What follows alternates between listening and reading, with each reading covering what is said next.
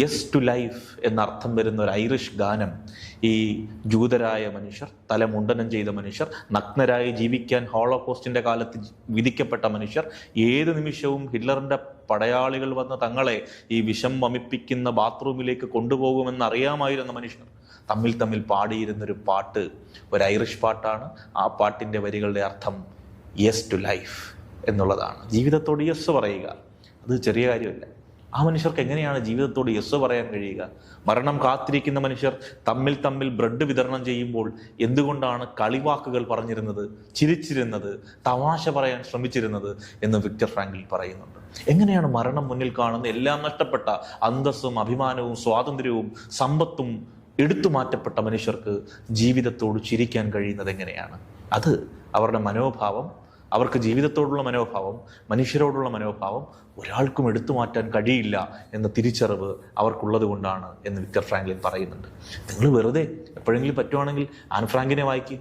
ജൂത പെൺകുട്ടി ആയതുകൊണ്ട് മാത്രം 15-ാം വയസ്സിന് മുമ്പേ കൊല ചെയ്യപ്പെട്ട, മരണം നേരിടേണ്ടി വന്ന പെൺകുട്ടിയാണ്. 3 വർഷത്തോളം കോൺസെൻട്രേഷൻ ക്യാമ്പുകളെ ഭയന്ന് ഒളിവിൽ ജീവിക്കാൻ വിധിക്കപ്പെട്ട പെൺകുട്ടിയാണ്. പ്രിയപ്പെട്ടവരെല്ലാം മരിച്ചുപോയ പെൺകുട്ടിയാണ്. സ്കൂൾ കാലം അവസാനിപ്പിക്കാൻ വിധിക്കപ്പെട്ട പെൺകുട്ടിയാണ്. ഒരു കൗമാരക്കാരിയുടെ പ്രണയം നഷ്ടപ്പെട്ട പെൺകുട്ടിയാണ്. ദാരിദ്ര്യത്തിൽ, പട്ടിണിയിൽ, ഭയത്തിൽ ജീവിക്കേണ്ടി വന്ന പെൺകുട്ടിയാണ്. ഒരു ജൂത പെൺകുട്ടിയാണ് ആൻ ഫ്രാങ്ക്. 13-14 വയസ്സ് വരെ അവൾ ജീവിച്ചിട്ടുള്ളൂ. അവളുടെ കുഞ്ഞു ഡയറിയിൽ, കിറ്റി എന്ന് പേരായി അവൾ എഴുതിയ ഡയറിയിൽ ഹിറ്റ്ലറിനെ പറ്റി, ഭയങ്ങളെപ്പറ്റി, വേദനകളെപ്പറ്റി, നരകങ്ങളെപ്പറ്റി, ഹോളോകോസ്റ്റിനെ പറ്റി, കോൺസെൻട്രേഷൻ ക്യാമ്പുകളെ പറ്റി അവൾ എഴുതിയ ഡയറിയിൽ പക്ഷേ മനുഷ്യരാശിയുടെ മുഴുവൻ പ്രത്യാശയും എടുത്തുയർത്തുന്ന ഒരു വരി അവൾ എഴുതുന്നു. എങ്കിലും കിറ്റി, ഇതാണ് ആ വരി. എങ്കിലും കിറ്റി, ഞാൻ മനുഷ്യരുടെ നന്മയിൽ വിശ്വസിക്കുന്നു.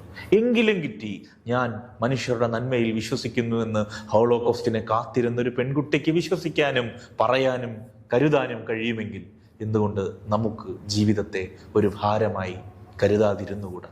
ജീവിതത്തോട് കുറെ കൂടി സ്നിഗ്ധമായി, ജീവിതത്തോട് കുറെ കൂടി കളിതമാശയോടെ, ജീവിതത്തോട് കുറെ കൂടി ദയാവായ്പോടെ, അവനവനോട് കുറെ കൂടി ഹർഷത്തോടെ, അവനവനോട് കുറെ കൂടി രസികത്വത്തോടെ നമുക്ക് എന്തുകൊണ്ട് ഇടപെട്ടുകൂടാ?